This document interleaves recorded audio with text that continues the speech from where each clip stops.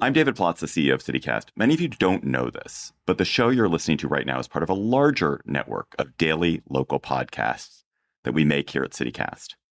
We have 13 teams around the country on the ground making newsletters and podcasts that connect people to their cities, including here in my own hometown of Washington, D.C. Go CityCast DC. I listen to all of our shows, and I am always hearing local stories that could affect all of us around the country one day. Or they're just so interesting that I feel compelled to tell my friends about them. So today, for July 4th weekend, we're going to try an experiment. All of our hosts have joined me on one giant Zoom call. Hi. Hey. And they've joined me to tell me the story from their hometown that you absolutely need to hear about this year. The story that could have consequences for your city in the next year, from the Tesla tunnels fiasco in Vegas to the end of cash bail in Chicago, from Salt Lake City's unbelievably grandiose Olympic schemes to Portland's failed experiment to decriminalize drugs. I'm David Plotz, and in this very special July 4th weekend episode of CityCast, here is what the entire country is talking about. So let's head out on our whirlwind tour of the United States of America. And we're going to start in Chicago with our CityCast Chicago host, Jacoby Cochran. Hi, Jacoby. What is happening in Chicago today that the rest of us need to hear about? What's up, David, and all of the other hosts across the CityCast network? I'm excited to talk to y'all today about Chicago and Illinois' end of cash bail. While Chicago and Illinois' criminal legal system has been an easy target for anti-Black misinformation, no measure has been as fiercely discredited in recent years as our state's Safety Act, signed into law over 3 years ago on the strength, might I add, of support from Chicago area organizers and representatives. It called for a broad set of reforms, among them the first state in the country to eliminate cash bail. A quick cash bail 101 for folks. Under the cash bail system, judges set a dollar amount a person would have to pay to avoid being jailed for weeks, months, or even years while waiting for trial. This system drives up the number of Black, brown, and low-income folks who are incarcerated pre-trial. And it's critical to note, people who are jailed before trial for even a few days or weeks because they cannot afford to pay bail risk losing their jobs, their housing, having their families destabilized, and are much more likely to either be convicted or pressured into plea deals. This is something I personally saw the brunt of while teaching storytelling inside of Cook County Jail, Illinois' largest county jail, which is located on the lower west side of our city. Court challenges slowed the Safety Act's implementation for 2 years. Now, after 9 months since enacted, we are observing shrinking jail populations in counties across the state, no radical increase in post-release crimes as the misinformation would have you believe, and more detailed ruling from judges in detainment decisions. While it's still early to draw sweeping conclusions, proponents are pushing for more investment to help individuals navigate the pretrial criminal legal system. And this model, while being lampooned in cities across America and probably in many of y'all cities, I believe in time we will see more cities and states adopt the measure as we continue to reimagine our public safety strategy, both locally and nationally. So, Jacoby, quick question about that. So in a lot of places where cash bail or the end of cash bail is considered, it becomes part of the we're weakening public safety conversation. And people are like, oh, you get rid of cash bail and they're all dangerous people on the streets. And this is all part of the Democrats' plan to make cities unsafe. How does that play out in Chicago? Is there a political implication in Chicago, I guess? I mean, it was a major political battle throughout the years-long battle to get this considered at the legislative level, and then the push to actually get it signed by the governor. And then again, implementation was slow for 2 years because of challenges in the court system in more conservative counties in which that rhetoric and that narrative has carried throughout. But I would argue that our public safety strategy as constituted is not necessarily serving us up this world we believe the end of cash bail will bring forth. And by all practical measures, murders are down across the nation. Violent crimes are down across the nation. Shootings are down across the nation. The world, by, the data, is getting safer, and ending cash bail is less about, handcuffing police and law enforcement and more about sort of rooting out the inequities of our system that make Black, brown, and low income folks bear the brunt of our criminal justice system. So I like the idea of cities and states being labs for public policy experimentation. And we have some really great, interesting examples of that in some of our other CityCast cities. Not all of them have been as promising as what Jacoby's describing with bail. And Claudia Meza, you and the CityCast Portland team have been watching Oregon try and so far fail to figure out a roadmap for decriminalizing various drugs, right? That's true. Yeah, about 4 years ago, Oregon voters overwhelmingly, including myself, approved ballot measure 110, making us the first state in the U.S. to decriminalize possession of small amounts of all drugs. But it was also supposed to expand addiction services and social supports through the marijuana tax money that was coming through and all of the law enforcement savings that we were going to have because they weren't arresting petty drug crimes, which sounded amazing on paper. But the addiction services, David, never showed up, and neither did the social supports. So we also weren't saving much on law enforcement. And pretty soon, open air fentanyl markets were springing up downtown, and people suffering from addiction became very visible. So you have this very visible fentanyl crisis, and then it's coupled with our housing and homelessness crisis that's affecting most major West Coast cities. And you kind of end up with a bunch of people frustrated with what appears to be neglect on all levels. And so people were doing hard drugs out in open parks. Kids were having to dodge drug paraphernalia on their way to school. At one point, Portland saw 200 opioid overdoses in 5 days, which sounds like Fox talking points, but this was just the reality of the situation. But I do want to call out, and this was the most embarrassing part, is it wasn't all of Portland. It was mostly concentrated in our downtown and central east side neighborhoods, which is where most tourists stay. So that's where the majority of our hotels are located. Terrible optics. And that helps spread the narrative of our downfall nationally. So this April, Oregon Governor Tina Kotek signed a bill that recriminalized drug possession, walking back major tenets of Measure 110. And there were some outside national interests in play that I can go into, but I don't want to take up all the time. But yeah, there was a lot going on behind the scenes. Has anything changed since the recriminalization has happened? Does it look different? Not really. I mean, supposedly we've also banned outdoor camping. And, I just feel like the services need to step in. I mean, really, David, what happened was outside interest came through, tried to change the city's infrastructure, didn't have local involvement. Law enforcement didn't have any kind of buy-in. And so they had this issue. They couldn't navigate being the conduits of, I'm supposed to take you to services that don't exist. The best thing that happened out of this is that people were like, oh, so what didn't work out was this new law that is supposed to walk back Measure 110 is more forceful in creating the infrastructure that wasn't there before. So hopefully, maybe, if we ever try that again, it'll actually work out. We'll see. Let's talk about a totally different kind of it. It's not really an experiment, but it's an example of a city doing something that at least I had never heard of. So we've all heard of there being Chinatowns. Many cities across the U.S. have Chinatowns. But Ternary in Philadelphia, Philly is going to have an Africa town, which is something, of course it should have an Africa town. How did it come to be? What's happening there? Yeah, so Philly is a city of neighborhoods, and we are so proud of our neighborhoods. But the African Cultural Alliance of North America is trying to add another one in Southwest Philly.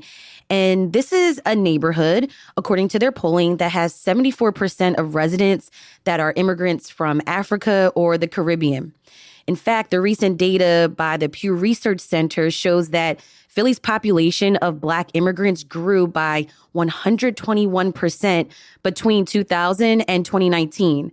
And the founder says that Philadelphia has been a very welcoming city, other than many other cities. I'm sorry, y'all. And that's where they found their niche. So as a part of this Africa Town vision, organizers have done things like launching Africa Town Restaurant Week last year, which spotlights a dozen African restaurants to help people get, more familiar with African cuisine.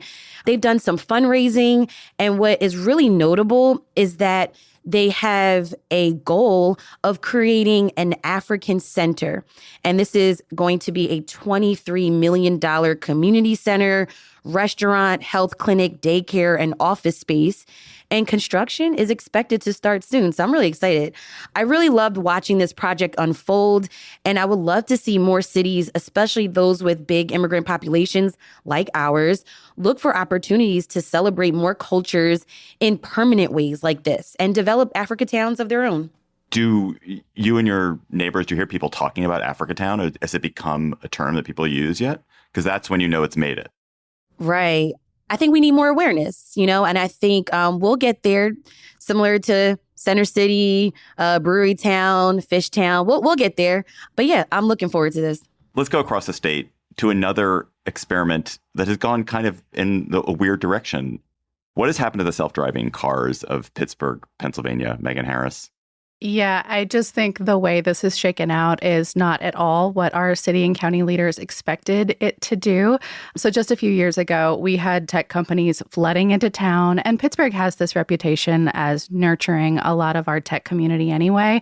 We like to think of ourselves as sort of a Midwestern Appalachian Silicon Valley, but we had as many, I think, as 6 companies with permits to test in our city. 3 or 4 of those were rolling around the exact same neighborhood all at the same time. They even got state law changed to be able to test these cars in different places with different levels of accessibility. So literally no one in the car, it's driving itself. And there was this message that abounded that if self-driving could prove itself in Pittsburgh, that it could do it anywhere. I actually got to see it even in a past life because I briefly worked for one of these companies in their comms department. But even for regular people, it was like such a nice idea.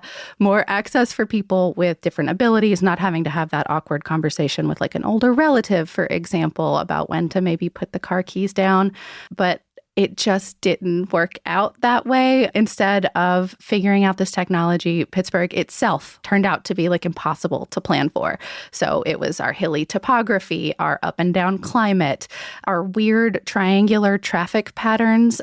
We have a neighborhood literally called the Golden Triangle. And then this just constantly evolving problem of construction. It just flummoxed developers, so much so that most of them have either quit, like completely, like the companies are gone, or they've moved out of town, which for me now begs this question of if self-driving can't work in Pittsburgh, will it actually work anywhere else? Didn't you say, Megan, and not to put you on the spot here, Raheel, that Houston is now where they're testing?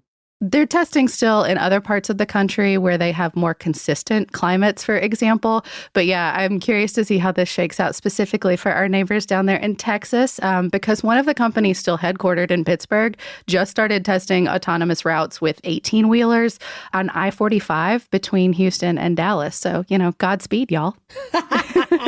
Yeah, that's going to be our problem now down in Texas. And they are actually resuming self-driving cars here in Houston. But there's going to be a driver there for the first few weeks. And then we'll see if it can resume to just the robots. Yeah, they tried it in Austin and it did not go well at all. There was like at one point during the city, there was something, I think it was like 40 car pile up where they all were in the same place at the same time.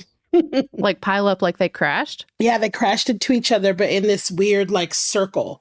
They're all just bunched up and they couldn't back up. It was amazing. It's like a mating ritual. Yeah, one of the Pittsburgh companies may or may not have been operating in Austin as well. So might have been us. I don't know.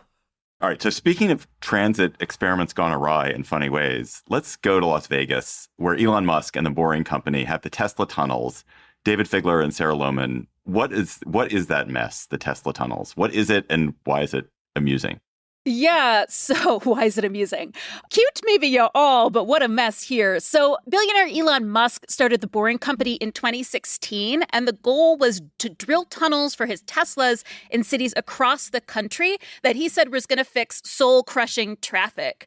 So our city and county officials signed on, and the project started in 2019 as the Loop, which connects the different halls of the Las Vegas Convention Center. Personally, I've been on the loop and it is so slow. 4 people have to get in and out of a single car, which is so inefficient compared to a train or a bus. And Musk promised driverless vehicles and speeds of 150 miles per hour. But so far, there are drivers driving 40 miles per hour. And the Boring Company does seem to value speed over safety, especially during construction. And now OSHA has cited them for violations. David, do you want to talk about the toxic sludge? No, Sarah, I don't want to talk about the toxic sludge. But then again, neither do most of our local public safety officials in Las Vegas. So it's a mix of chemicals, dirt, and groundwater coming up, basically mining byproduct. And when sludge hits skin, according to OSHA, there are significant burns. So eyebrows got raised when Boring started dumping some kind of wet dirt next to a busy outdoor shopping complex without proper permits. A lot of questions remain. Why is it being put there? Where else is it? Is it dangerous? Same goes for wastewater that they're getting into the storm drains. So all of this is to say, if this is a test case for other cities, which it does seem to be, officials from all towns are coming here to look and see how it works, we should have concerns about how little info is coming out, the insufficient environmental impact studies, also the weirdness of officials being way more cheerleader than watchdog. How big are the tunnels? Is it like just one loop, or it's like miles upon miles upon miles of tunnel? Currently, it's just one loop that also connects to the monorail and to one casino. But he has been buying and looking into other land to expand the tunnels throughout the city. Anything that connects to a monorail is intrinsically seems doomed. Our poor monorail. We love it so. We're a living Simpsons episode every week. This is Bridget in D.C. When I was in Vegas for a CityCast meetup, I took the Hyperloop. I was very underwhelmed. I thought it was going to be this space age thing. Quite the opposite. Yeah. I'm totally indifferent to it. You know, I mean, we had an expert on our CityCast Las Vegas podcast. He called it a white elephant, a useless gift. The tunnels, they aren't big enough to be repurposed for actual rail lines or anything else. Honestly, at this point, it's a novelty. It's underground single-file taxi service with manned Teslas that still only go a few miles after years of work. It's just it's weird how people are talking about it. It drives me crazy. It's space age like Space Mountain was in the 1980s. And our politicians keep saying that they support this because it's public transportation for our city that's basically free. We don't have to pay for it, even though there's about $52 million of public funds that were already kicked in by our local convention authority. And it's not public transportation. It's highly privatized. I can't see Musk offering discounted rates for students and seniors. So you just heard from Bridget Todd, who's the host here in Washington, one of our co-hosts in Washington. And Bridget and I, because we both live in D.C., were affected by this next thing that she's going to talk about every day, which is D.C. a couple of years ago voted to abolish the tipped minimum wage, which now requires restaurants eventually to pay a full minimum wage to all employees.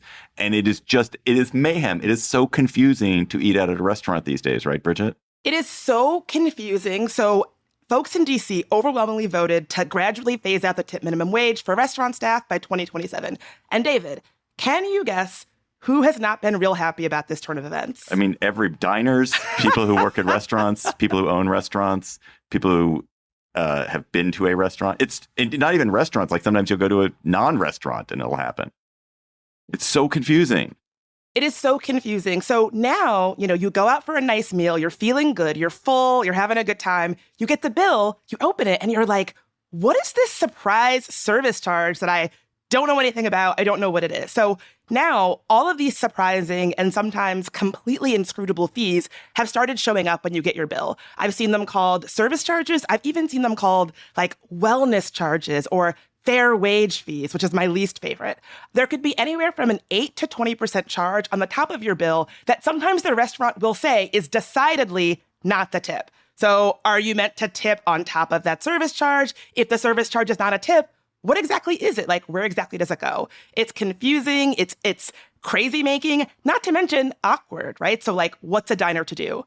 Now, the law says that these fees are meant to be prominently disclosed to diners with language describing exactly how the fee is used, who it goes to. But This does not always happen, and it's created so much tension between everybody, servers, restaurant owners, and diners. DC has really become kind of a test case for phasing out the tip minimum wage. And as more and more states are thinking about doing the same, I think that this kind of chaos and confusion when you go out to eat could be coming to your state too. If states don't take initiatives to create clear, comprehensive guidelines for how it can be rolled out and then enforce them when they are not followed in that way, I think that this kind of chaos is the kind of thing that it will keep people from going out to eat. It will keep people from going out to restaurants. This is Jacoby in Chicago, and last October we passed here in Chicago to end our sub minimum wage, and on July 1st it went up by 8%. It won't reach the actual minimum wage until 2028, but the Illinois Restaurants Association is the loudest opponent and is the reason that it went from getting phased out over 3 years to 5. And we are starting to see those service charges pick up, but I think it will only get worse as the years go on. But the restaurant industry is the largest employer for Chicagoans aged 16 to 24. So it's a big deal in our city as well. In a way, this phase-in, I feel like, Bridget, is the problem itself, which is that had they just jumped it, it would have been very awful and terrible for restaurants if they had just jumped it at one moment. But because they're phasing it in over several years, people are just so unsure about what's going on. And it's not even clear what the workers are getting or what they're not getting. And if it had just gone from one state to the other state, it would have been a terrible month or two. But then everyone would have been like, okay, this is the new normal. But it's this in-betweenness is awful. Yeah, I mean, I'm no expert, but I completely agree. And I think the awkwardness and tension, if you've gone out to dinner in DC recently, you have felt it, where you have to call the server over and you're like, what is this charge? Is it your tip? It's awkward for you. It's awkward for the server. And it's like this oscillation between feeling guilt, like not wanting to look like a pinch penny who's not going to tip, but also not wanting to feel like you're getting taken for a ride by a restaurant.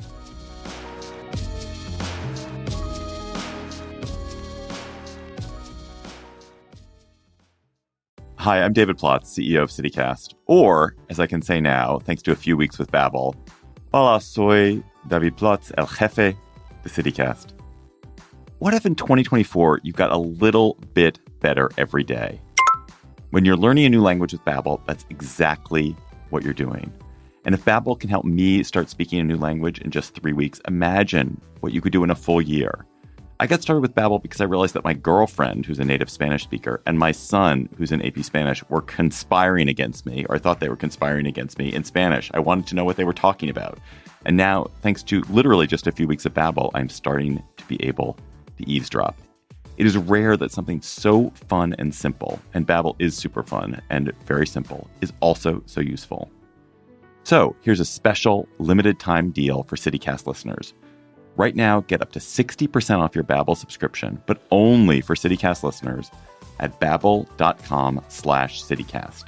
Get up to 60% off at babbel.com/CityCast.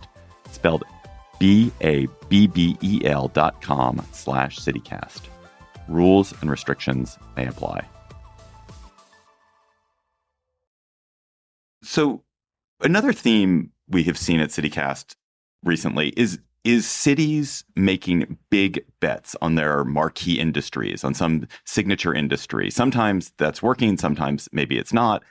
And I want to start with Ali Vallarta in Salt Lake, where sports and outdoor living are central to the city's identity. And Ali, if I am reading this right, you guys are proposing to be the permanent host now of the Winter Olympics. Is that right?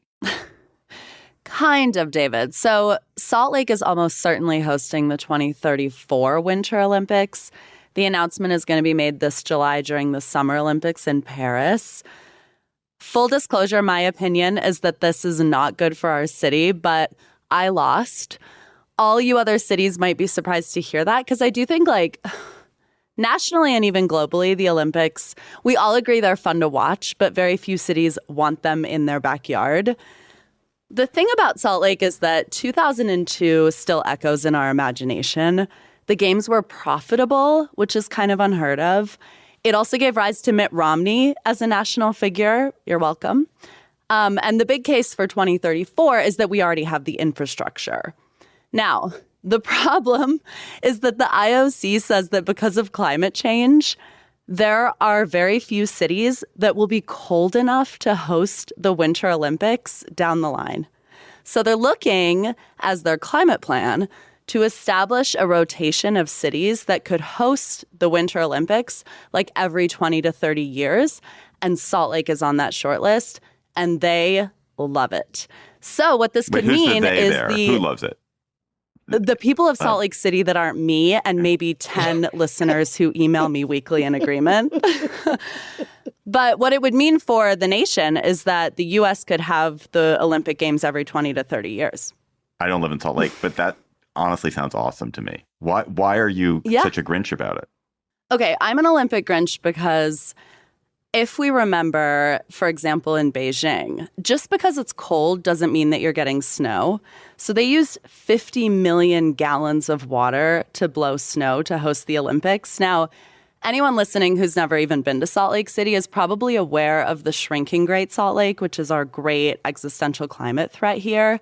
It's kind of hilarious, given that we're most famous for not having any water, that we'd be tapped as one of 12 cities that's going to have potentially a lot of snow in 60 years. I'm not really buying it. I will say it might lead to better air quality for us because the IOC seems to be bringing a little more rigor in terms of air quality than the state of Utah itself. And it will force our state to invest in some infrastructure in Salt Lake City, which could be good for us as well. So another city that's making a big bet on the future is Madison. Bianca Martin at CityCast Madison, what is the big gamble that your marquee university, your wonderful University of Wisconsin, is making? Yes. So we've all been talking about, beautiful things and also lots of frustrations that we encounter every day in our daily lives. Our city has our flagship university for the state, UW-Madison. And we have a new provost, so a new second in command, Charles Isbell, who wants Madison. Love that guy. Great guy. He is awesome. We had him on the show. I highly recommend anyone listening, if you're interested, definitely go check out that conversation. He's a big thinker. He's been working on AI since, the 90s. And he thinks that UW-Madison could be the epicenter of the AI revolution. And I am with him. AI is supposed to make our lives better, but we know there's a lot of biases. It follows human interactions, and we run around with a lot of stereotypes and problematic behaviors, and that gets replicated in our AI. So he wants us to be, him and the entire university, the chancellor, wants UW-Madison to be the epicenter of studying the human dimensions of AI and how we can keep AI human-centered. And I think we can do it. So you might not know, but UW-Madison is one of the top 10 research universities in the country, and that's because we spend like $1.5 billion in research. And I don't know, our contributions are kind of crazy. We have to brag about ourselves because I know you coasties, you're like, okay, UW-Madison, you're cute. We've got Caltech, we've got Stanford, we've got MIT. Why you guys? But our contributions to our society and making things easier and also more efficient are pretty insane. We go hard on research. So we've changed national public policy on so many things, medicine, the way we do weather computing. So I think that we can really actually become the flagship for the country if we wanted to be.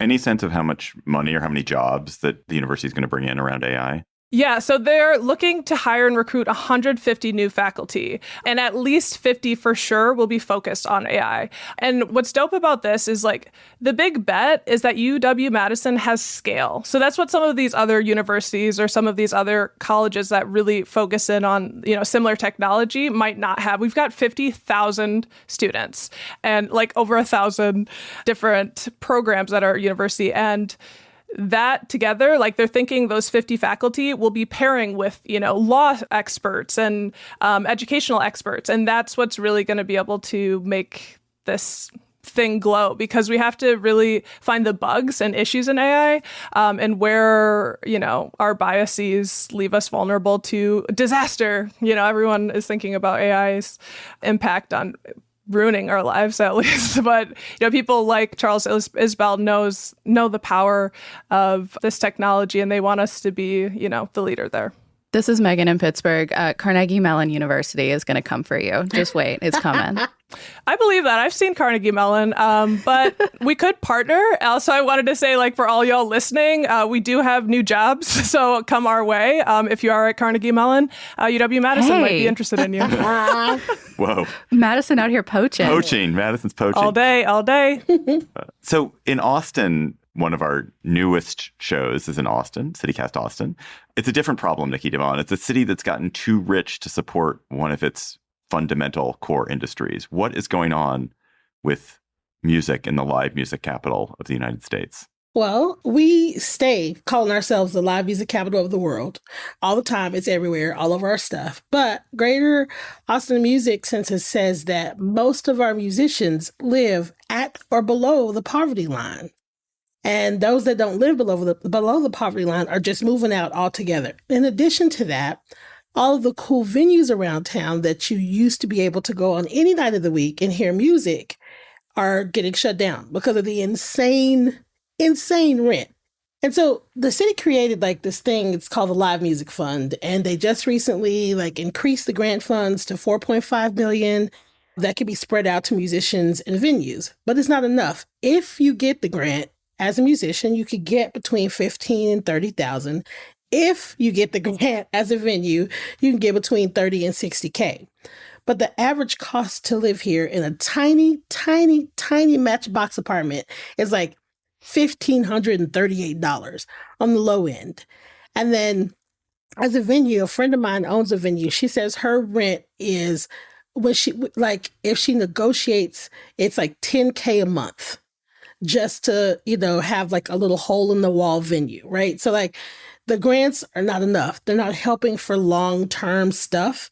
So people have had to get really creative, specifically our college age kids, because, we're a big college town, UT. They've had to get creative where they hear and play music. So now they're playing music at convenience stores at night. They're playing music at dorm cafeterias. They also are playing music in drainage ditches under MOPAC, which I have to say is severely cool. It's very, very cool. I appreciate the youth and the fervor. It's very, very cool. I'm a little too old for it, but I'm into it. So it's the question is how much longer can we keep calling ourselves the live music capital of the world when we can't keep our musicians in town and we can't keep our venues open? And, music is a part of the fabric. It's a part of our identity. And it would make sense that we would come up with some sort of long-term solution. But, we haven't done that yet. We haven't done it. Grace Fuse in Nashville, I hear you bristling at the idea that Austin could consider itself the live music capital of the world. Listen, the title is up for grabs because we are struggling. We're not making good on it. We're not making good on it. Come get it. Come get it. In fact, we already have it. And actually, I've never heard of you being the music capital, which probably means this is a one-sided rivalry. There's always one side that thinks that they're rivals and the other one doesn't even notice. We don't even notice you. We're going to always be Austinville. Yeah, That's what it is. That's what it is. It's always going to be us two going back and forth. Oh, here comes Vegas. Here comes Vegas. In Las Vegas. Whatever. And we are coming for you. I actually just wanted to jump in that I've been seeing this alternative music venue thing happening here in the city, especially for kids that are underage. We did a whole episode about third spaces. And since then, I've seen kids playing in coffee shops it's huge. At 11 p.m. and midnight. And I think that's so brilliant for them. It's huge.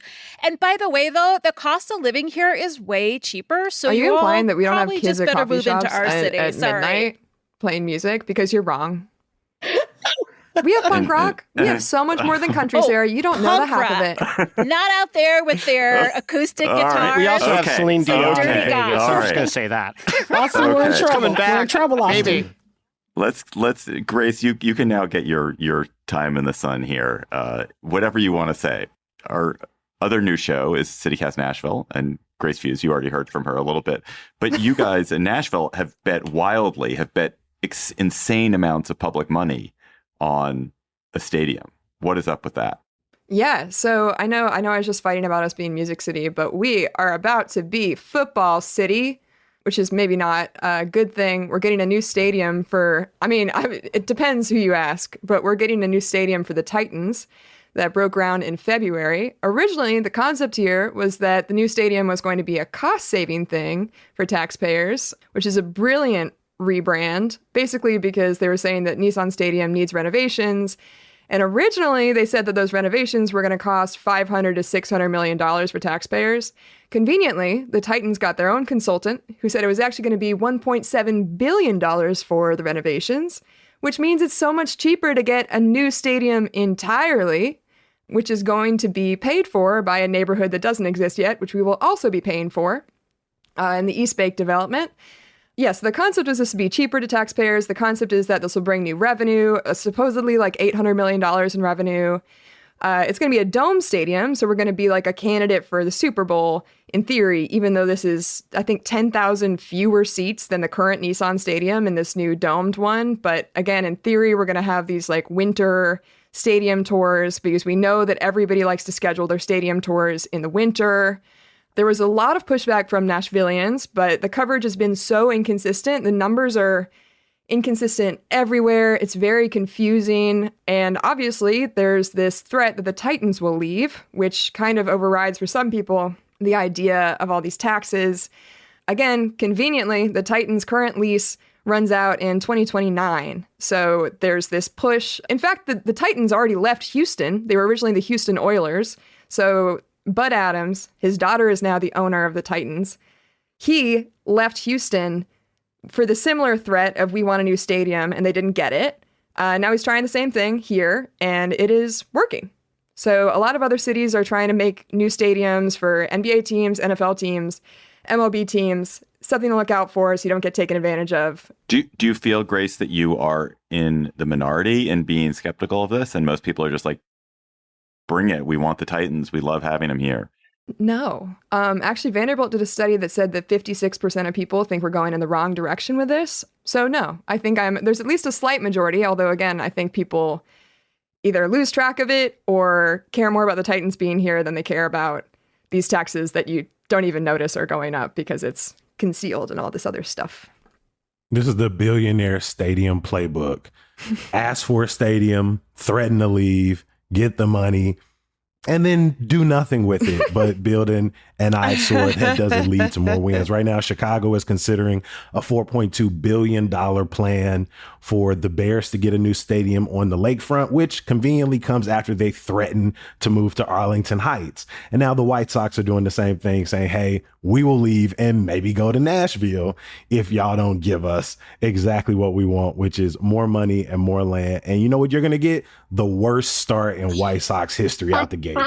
That's the money we got. The Bears are at least saying we'll give you, maybe half of the money. The White Sox said, we ain't got nothing for you. Bridget in D.C. here. Ask Ted Leonsis how that worked out here in D.C. Aren't they going to Virginia? No, we kept him. We got him to stay. And now he's on good. The threats. And now he's work. on an apology tour, being like, DC, I love you. Let's get back together. Don't fall for the mock-ups. Listeners, you can't see this, but in the chat that's happening, everyone's comparing sort of their housing costs, and it's clear that everyone should move to Las Vegas. The lesson seems to be that everyone should move to Las Vegas because the housing seems to be. And I'm in the middle of home buying now, which is an absolute nightmare, but it's not as much as a nightmare as in y'all cities for sure. So we're rounding the horn to the final stops in our CityCast national tour, and I want to talk about some cities where national and local political issues are kind of cross-contaminating each other. We live in this very partisan, very divided nation, and in some of our cities, local issues are becoming infected by national divisions, and in other cities, national divisions are trickling into cities and fomenting local conflicts that hadn't existed before. So I want to start in Houston. Raheel Ramzanali, how is Texas's very red state government preventing your very blue city of Houston from carrying out its own policies? Yeah, so since last June, Harris County in the Houston area has been trying to launch a pilot for a guaranteed income program. It's designed to give $500 a month to about 1,900 families for a year and a half using funds from the American Rescue Plan. So not even funds from the state level. This type of assistance program aims to lift low-income families out of poverty, and a lot of cities across the nation and even in Texas are leading the way. But in Houston, the pilot is getting caught up in this red state, blue city politics that shapes so much of local government in Texas these days. Just a few weeks ago, the Texas Supreme Court put the pilot on hold because A pending lawsuit led by State Attorney General Ken Paxton, remember that name, says it's unconstitutional. So the Houston area residents who were chosen by a lottery system are still waiting for their first payment. Austin and San Antonio, they have similar programs. They've executed those programs already. But in Houston, it's being held hostage because the red state government won't let a blue city experiment with a social impact program using funds from the American Rescue Plan. Now, why does this matter to everyone listening? Well, some people think it could set a precedent to target other guaranteed income programs throughout the country, especially if former President Trump were to win the presidency in November, because he's already floated the idea of Ken Paxton as a candidate for U.S. Attorney General. Oh, my goodness. Is the guaranteed income program popular in Houston? I assume it is. I assume people are excited to test it. Yeah, everyone was excited about this when it was launched. There was so many applicants for it. Unfortunately, you don't want that many because it's people living below the median income, right? You don't want that many applicants, but everyone was excited. We were all excited to see the results from this. Can you roll this out on a bigger stage in the city of Houston? How would this help families escape poverty? And now we don't know. We don't know if we'll ever find out. Lindsay Van Allen, you live in Boise, which, like Houston, is a relatively blue city in a very red state, and you're beginning to have a burgeoning healthcare crisis in Idaho because of the abortion policies in the state, right? Yeah, absolutely. Yeah. Idaho is losing doctors in this post-Roe world, and really it could have implications for everyone. So just a little history, Roe v. Wade fell 2 years ago. And since then, Idaho has instituted one of the strictest abortion bans in the country, and it has no exceptions for health of the pregnant person or health of the mother. So if you want to really see how bad can it get in a post-Roe world, just take a look at Idaho. Our maternal mortality rate has more than doubled, and almost 1 in 4 OBGYNs has left the state since the Dobbs decision. That's an incredible stat. Do you know how many that is? How many OBGYNs there are in Idaho? And how many have left? We started with approximately 221. We're down to about 175 as of the time of that study, and that was more than 6 months ago. So it's just getting worse. And we already had one of the worst doctor to patient ratios in the entire country. And are women seeing impacts on their health that you can tell already? Oh, absolutely. Absolutely. We have had 3 healthcare centers completely stop providing OBGYN care. So Bonner Health in Sandpoint, Idaho, Valor Health in Emmett, and West Valley Medical Center in Caldwell. So women and pregnant people are having to drive almost an hour to get healthcare. And as someone who used to work in healthcare, if you have a pregnancy emergency, if you have a labor emergency, seconds count. And so if you're having to drive 45 minutes, 50 minutes, where your local hospital was only 5 or 10 minutes away, that can be a life or death difference. And is that affecting you in Boise as well? Or is this mostly affecting the more rural areas of the state? Oh, it absolutely is affecting Boise, because Boise is kind of the hub of healthcare in the state. And so if something's going wrong, patients will come to Boise. And from Boise, a lot of them are having to be life flighted to states like Utah, which has significantly better healthcare when it comes to abortion than Idaho does. The amount of emergency life flights that pregnant people have needed in the past year has gone up 6 times. Wow. So we have reached the end of our journey, and we're now in downtown Denver, hanging out with Bree Davies. Bree, how is some hateful anti-LGBTQ rhetoric splitting the Colorado Republican Party?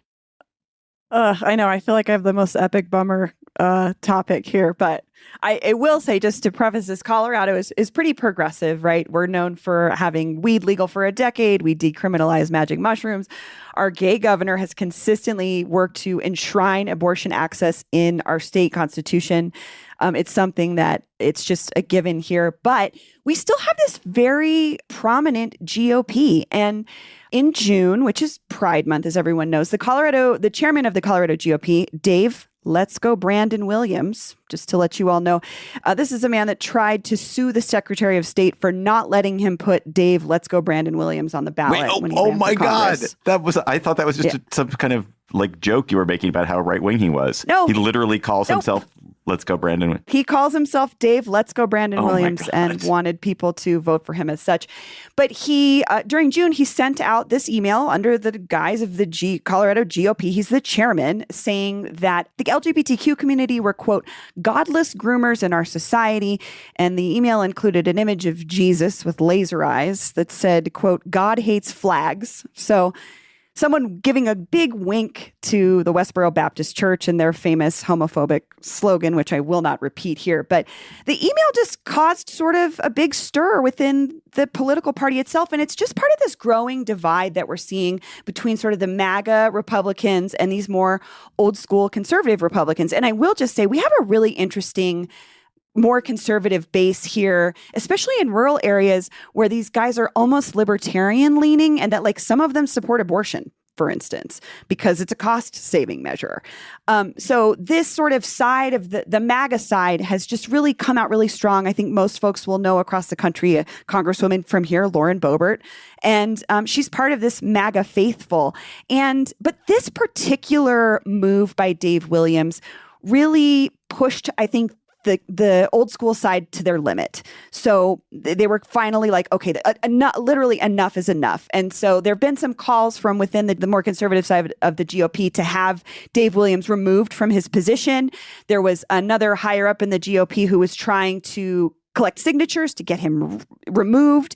And then she was censured. So it's still this fight back and forth between the MAGA GOP and the conservative GOP. And I think that it obviously has bigger implications for what's happening around the country. But it's just something that I think a lot of folks don't know about Colorado is just as much as we're a progressive stronghold, we have a very interesting dichotomy within our own GOP.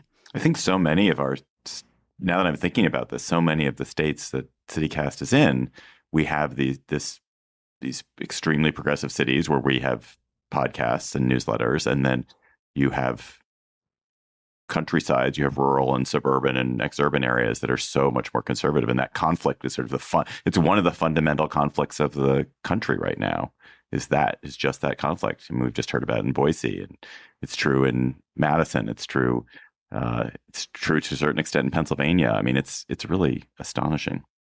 Yeah, and I think that we just make at least for me, doing the reporting that we've done on the special series on Lauren Boebert, I've gotten to know and understand the GOP a little bit better here. And like I said, there are some folks within rural areas that are actually more progressive than people think that still lean in the conservative side. But this particular issue has really brought that to light because a lot of folks within the GOP are actually rejecting their own party's endorsement because they feel strongly that LGBTQ people should be able to be included in the Republican Party.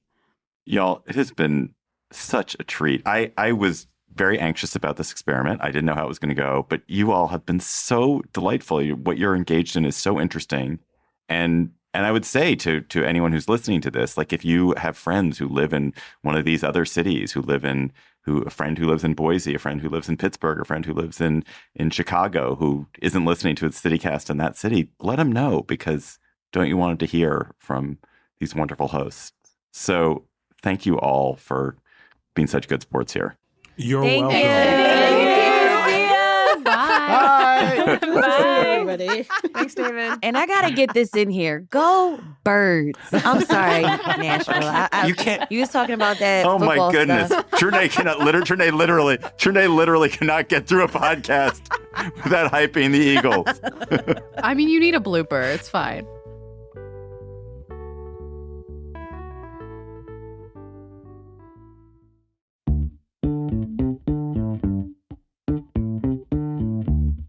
Thank you all for joining us on CityCast USA and hearing about some local issues that may be what your city is talking about in a few months or a few years.